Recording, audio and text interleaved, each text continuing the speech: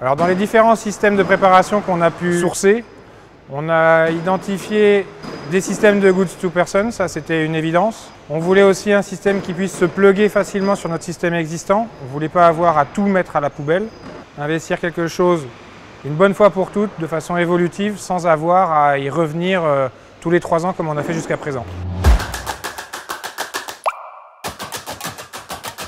L'avantage d'Exotech par rapport aux autres systèmes de goods to person, premièrement, c'est sa rapidité de mise en place. Deuxièmement, c'est le fait qu'on n'a pas de goulot d'étranglement.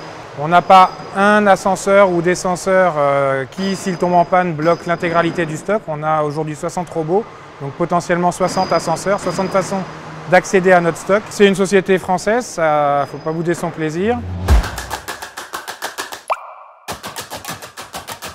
Le principal gain du Skypod, c'est qu'on n'a rien perdu de notre organisation actuelle. Donc ça, pour nous, c'était fondamental parce qu'il fallait qu'on continue à préparer les commandes de nos clients. Donc le système s'est plugué sur notre système existant sans le remplacer et sans générer de court-circuit. On n'a rien perdu en productivité et maintenant on connaît notre cible qui est de au moins doubler la productivité, voire plus. Donc on sait que cette cible est parfaitement atteignable et les opérateurs ont pris goût au système.